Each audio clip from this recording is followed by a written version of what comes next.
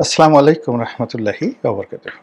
সম্মানিত দর্শক, বাংলাদেশের রাজনীতি থেকে আওয়ামী লীগের প্রসঙ্গ বাদ দেওয়া যাচ্ছে না। বিএনপি, জামাত, এনসিপি বা অন্যান্য যে রাজনৈতিক দলগুলো রয়েছে, তারা প্রাণান্ত চেষ্টা করছেন আওয়ামী লীগের নাম মুছে দেওয়ার জন্য। শেখ হাসিনা বাংলাদেশের রাজনীতিতে অপ্রাসঙ্গিক, তিনি আর ভারত থেকে আসতে পারবেন না। তারপর বাংলাদেশে আগামী ২০ বছর আওয়ামী লীগের রাজনীতি করা যাবে না, আওয়ামী লীগের সরিয়া উচ্চারণ করা লোক থাকবেন, এই যে ন্যারেটিভগুলো গত ১৪ মাস ধরে বিভিন্ন অ্যাঙ্গেল থেকে যেভাবে প্রচার করা হচ্ছে, তাতে করে আরও আওয়ামী লীগের যে সম্ভাব্যতা কিংবা আওয়ামী লীগের যে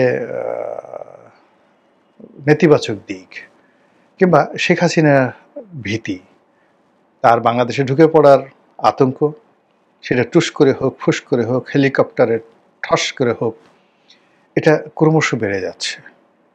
আওয়ামী লীগের যে কোনো একটা নেতা বক্তব্য দিক, সঙ্গে সঙ্গে সেটা ভাইরাল হয়ে যাচ্ছে। হয়তো সেই বক্তব্যের আগা নেই, মাথা নেই, কোনো প্রয়োজন নেই, অথবা দেখা যাচ্ছে যে আমি নাম বললাম না, সেদিন দেখলাম যে আওয়ামী লীগের এক নেতা সাক্ষাৎকার দিচ্ছেন আরেকটা ইউটিউবের সঙ্গে।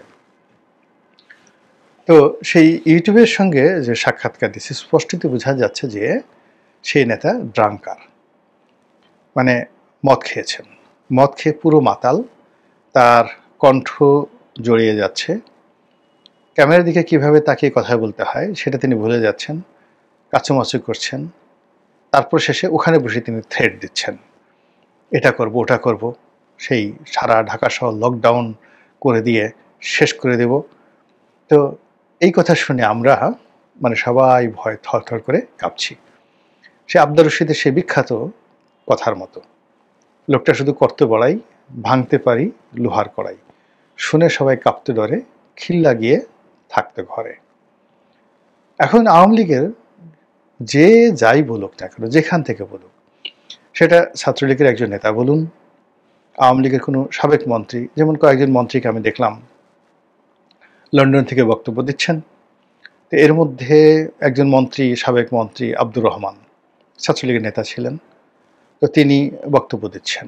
স্পষ্টতই বোঝা যাচ্ছিল তিনি অসুস্থ, একেবারে অসুস্থ অবস্থায় বক্তব্য দিচ্ছেন, এবং সেই লন্ডন থেকে তার সেই বক্তব্য, সেটাও সামাজিক মাধ্যমে ভাইরাল।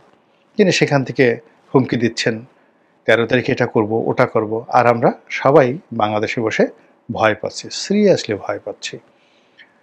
আর এখন শেখ হাসিনা তো যে পর্যায়ে চলে গেছেন, তিনি সেই প্রথম দিকে যেমন দলীয় নেতাকর্মীদের সঙ্গে অনেক কথাবার্তা বলতেন, তারপরে বাংলাদেশ থেকে যে কোনো লোকই তার সাথে কথা বলতে পারত। এরপর সেই সকল আবার কথাবার্তা ভাইরাল করার জন্য যারা কথা বললেন তারাও অনেক সময় এই কাজ করতেন, আবার অনেকে সেই বলার চেষ্টা করছেন যে শেখ হাসিনা নিজেই সেই জিনিসগুলো ভাইরাল করে দিয়েছেন।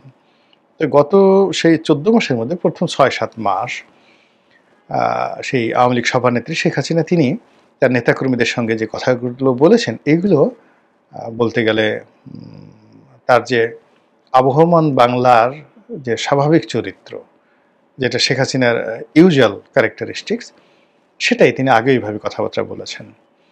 কিন্তু লক্ষ্য করবেন যে গত সেই ৪-৫ মাস ধরে তার মধ্যে যে ম্যাচুরিটি চলে এসেছে, তিনি এখন আর যার তার সঙ্গে কথা বলছেন না। দ্বিতীয়ত, তিনি যে সাক্ষাৎকার দিচ্ছেন আন্তর্জাতিক বিভিন্ন গণমাধ্যমের সঙ্গে, সেই গণমাধ্যমের সঙ্গে তার যে সাক্ষাৎকার, এতে স্পষ্টত বোঝা যাচ্ছে যে তিনি আন্তর্জাতিক গণমাধ্যমের নিকটও সহজলভ্য নন। এটি গণমাধ্যম, তাও আবার ইন্ডিপেন্ডেন্ট, ব্রিটেনের ইন্ডিপেন্ডেন্টের মতো গণমাধ্যম, কিংবা ধরুন এএফপির মতো গণমাধ্যম, ইন্ডিয়ান এক্সপ্রেসের মতো গণমাধ্যম, তারা শেখ হাসিনার কাছে একটা সাক্ষাৎকারের জন্য অ্যাপ্লাই করছেন, ইমেইলে অ্যাপ্লাই করছেন, প্রশ্ন পাঠাচ্ছেন, আবার সেই প্রশ্নর উত্তর শেখ হাসিনা দিচ্ছেন, আবার সেই প্রশ্নের উত্তর পাওয়ার পর কাউন্টার প্রশ্ন যাচ্ছে। তাহলে চিন্তা করুন যে একটি সাক্ষাৎকার নেওয়ার জন্য আন্তর্জাতিক গণমাধ্যমগুলোতে সেই এএফপির মতো প্রতিষ্ঠানকে অন্ততপক্ষে ১ সপ্তাহ, মোর দ্যান 1 সপ্তাহ কন্টিনিউয়াসলি তার সঙ্গে যোগাযোগ করতে হয়েছে। প্রথমে একটা অ্যাপ্লিকেশন করেছে যে, ম্যাডাম আপনার একটা সাক্ষাৎকার নিতে চাই, আপনি রাজি কিনা? তিনি রাজি হয়েছেন। আচ্ছা, আমরা আপনার একটা ভিডিও ফুটেজ চাই। তিনি বললেন যে, না হবে না। অডিও চাই, তাও হবে না। কি করতে চান? আমি লিখিত দেব, তোমরা আমাকে লিখিত পাঠাও। তো লিখিত পাঠানো হলো, তিনি উত্তর দিলেন। এরপর আবার কাউন্টার প্রশ্ন করা হলো, সেগুলোর উত্তর দিলেন এবং সেগুলো কম্পাইল করে যে সকল প্রতিবেদন ছাপা হয়েছে ইন্টারন্যাশনালি, সেই সকল প্রতিবেদনের ফলে কি হলো যে শেখ হাসিনার যে নর্মাল যে ক্যারেক্টারিস্টিক ছিল, বৈশিষ্ট্য ছিল, এটা একবার 100% রিভার্স হয়ে গেছে। এখন তিনি অনেক পরিমার্জিত এবং তিনি সহজলভ্য নন। আওয়ামী লীগের লোকজন বা আমাদের দেশের তার যারা প্রতিপক্ষ তাকে যেভাবে যতটা সহজলভ্য মনে করছিল, ঠিক এখন এই আন্তর্জাতিক গণমাধ্যমের কারণে তার উচ্চতাটা এমন একটা জায়গায় চলে গেছে যা কিনা আওয়ামী লীগ বিরোধীদেরকে রীতিমতো চিন্তায় ফেলে দিয়েছে। এর কারণে আওয়ামী লীগের যারা লোকজন আছে তাদের খবরাখবর বাংলাদেশের পত্রপত্রিকায় তো ছাপা হয় না। তারা যদি দু কলম লিখতে চান বা তারা যদি কোনো একটা বক্তব্য, স্পেশাল কোনো বক্তব্য দিতে চান, এমনকি কোনো টকশোতে যেতে চান, আমাদের লোকাল মিডিয়া এটা যদি একদিনের জন্য বাধ্য হয়, দ্বিতীয় দিন আর তার আগ্রহ থাকে না। এর কারণে এদের অডিয়েন্স নেই, এদের পাঠক নেই। এরা ধরুন পত্রিকাটা কলাম লিখবে, রাজনীতিবিদরা ওটা পড়বে সবাই মনোযোগ সহকারে। এমন হয় কি 1 মিনিটের জন্য ধলা ভাই জিন্দাবাদ, কালা ভাই জিন্দাবাদ, মদন মিয়া জিন্দাবাদ, এই জিনিসগুলো বলা যায় ইটস ফর 30 সেকেন্ড। কিন্তু মদন মিয়া, কালা মিয়া বা ধলা মিয়া ধরুন একটা কলাম লিখলো পত্রিকাতে 2000 শব্দের, তো তার নেতাকর্মীদেরকে, তার ভক্ত নৌরাকিদের বললো যে এই কলাম 2000 ওয়ার্ড তুমি পড়ো। ওটার মধ্যে তো ভাই মাল মশলা থাকতে হবে, সাহিত্য থাকতে হবে, লেখার একটা টান থাকতে হবে হুমায়ুন আহমেদের মতো, তো অ্যাটলিস্ট গোলাম মোল্লা রনির মতো। এখন সেই লেখা যদি টান না থাকে, সে যদি লেখা লিখে উং ফং ছং, কং কং গং, তং মং মং, কেউ পড়বে না।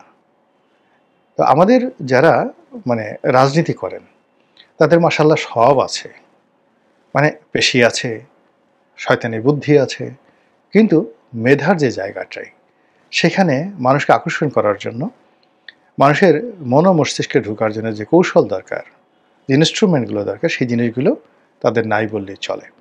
ফলে আমাদের এই সমাজের যদি এখন শীর্ষ 100 জন রাজনীতিবিদ দেখেন, মানে তারা সভামঞ্চে অনেকে কথা বলেন, কিন্তু 1 ঘন্টা বা 30 মিনিট আপনাকে মন্ত্রমুগ্ধের মতো আপনি তার কথা শুনবেন। এরকম রাজনীতিবিদ কজন আছে বলেন তো? আপনি এখনও দেখেন মার্গারেট থ্যাচার, রোনাল্ড রিগান, তাদের বক্তব্য আমরা শুনি, কিন্তু বাংলাদেশে কার বক্তব্য আপনি 1 ঘন্টা বসে শুনতে আপনার ইচ্ছা করবে? মঞ্চে দাঁড়িয়ে বলেন কিংবা টেলিভিশনে বলেন, কোনো জায়গাতে বলেন, এই জিনিসটা নেই। কিংবা ধরুন লেখা, এখন শেখ হাসিনা ইংরেজিতে লিখছেন দ্য উইকে, তারপর তিনি সাক্ষাৎকার দিচ্ছেন, সেটা আমরা খুঁটাইয়া তার পক্ষ প্রতিপক্ষ সবাই সেটা পড়ছি। কিন্তু তার যারা প্রতিপক্ষ রয়েছে, রাইভাল রয়েছেন, অপোনেন্ট রয়েছেন, তারা এরকম একটা সাক্ষাৎকার দেবেন, তারপর সেটা আমরা খুঁটিয়ে খুঁটিয়ে পড়বো, সেটা আলোচনা করব, মাসের পর মাস দেশে দেশের বাইরে এটা নিয়ে আলোচনা হবে, এটা তো কল্পনাই করা যায় না। আর দ্বিতীয়ত, দেশের বাইরের এই সকল বড় বড় পত্রপত্রিকা যে জায়গাগুলো, সেই জায়গাগুলোতে আমাদের শেখ হাসিনার পর্যায়ে যারা নেতৃবৃন্দ রয়েছেন তারা সাক্ষাৎকার দিবেন বা সকল পত্রপত্রিকা তাদের সাক্ষাৎকার নেবে, এটাও হচ্ছে না। ফলে শেখ হাসিনার যে ইউজুয়ালিটি ছিল বা অ্যাভেলেবিলিটি ছিল, এটা এখন একটা অন্য জায়গাতে আওয়ামী লীগ সেটা নিয়ে গেছে। নিয়ে গিয়ে যে কাজটি করছে, এখানে আওয়ামী লীগের যে সকল নেতা মানে আপনাকে ভয় দেখাতে পারবে, যে সকল নেতা আপনাকে বিভ্রান্ত করতে পারবে, যে সকল নেতা আপনার মধ্যে বিরক্তি তৈরি করতে পারবে, আপনার মনে ক্রোধ তৈরি করতে পারবে, তাদেরকে মাঠে নামিয়ে দেওয়া হয়েছে। কেউ হয়তো একটা ঢিল মারছে, কেউ হয়তো একটা ককটেল মারছে, কেউ একটা মিছিল করছে, কেউ 5টা বেলুন ফুটাচ্ছে, কেউ 5টা বেলুন উড়াবে, এই কথা বলছে। আর মুহূর্তের মধ্যে আপনার সমস্ত মানে শক্তিমত্তা দিয়ে আপনি সেগুলো মোকাবেলা করার জন্য মাঠে নেমে পড়লেন।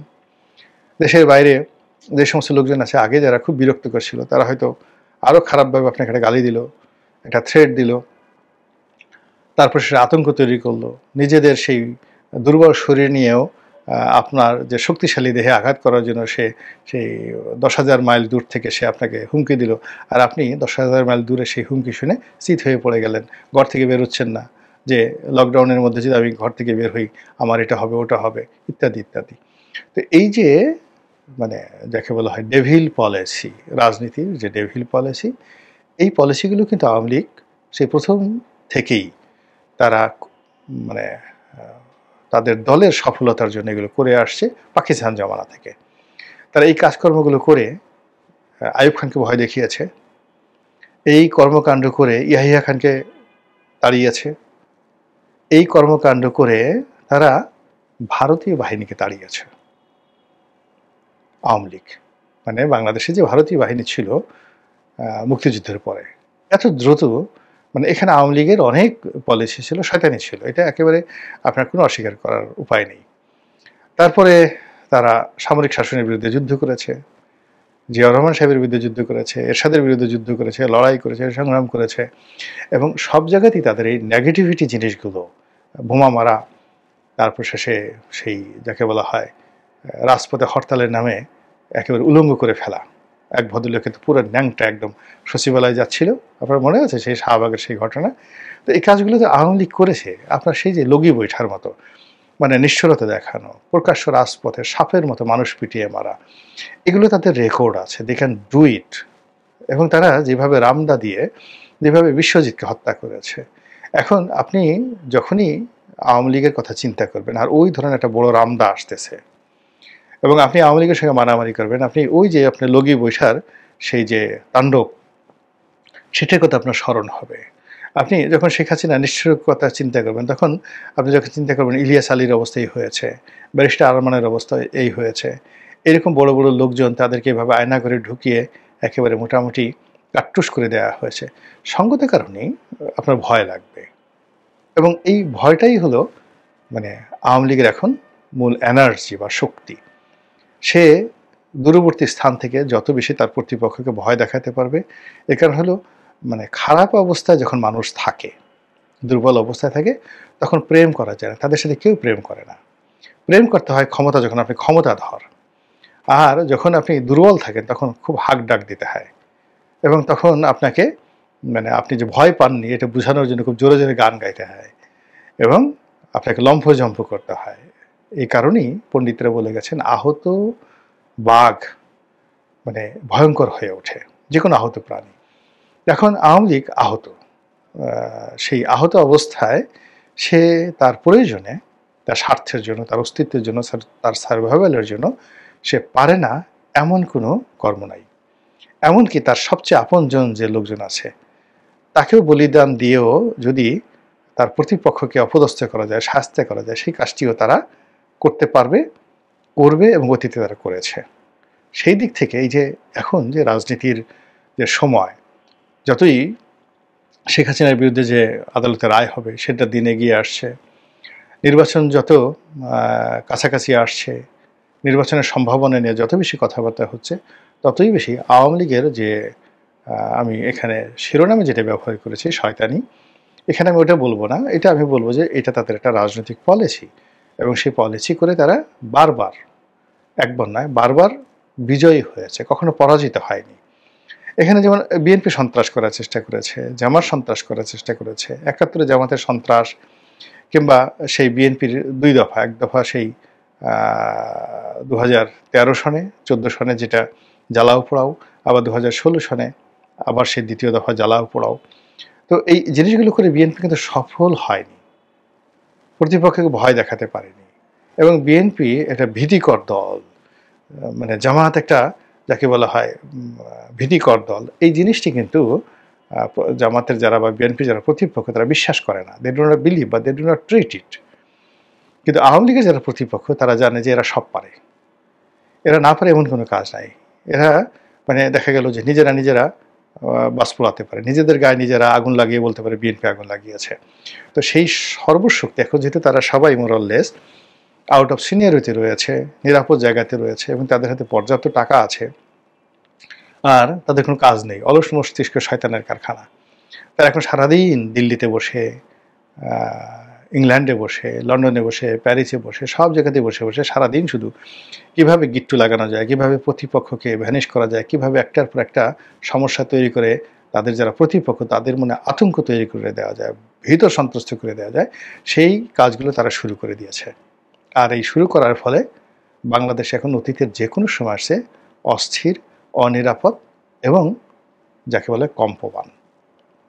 এটা আপনি আমি কতদিন বইতে পারবো, কতদিন আমরা এটা বহন করতে পারবো সেটি দেখার বিষয়। মহান আল্লাহ আমাদের সবাইকে হেদায়েত দান করুন এবং হেফাজত করুন। আসসালামু আলাইকুম ওয়া রাহমাতুল্লাহি ওয়া বারাকাতুহু।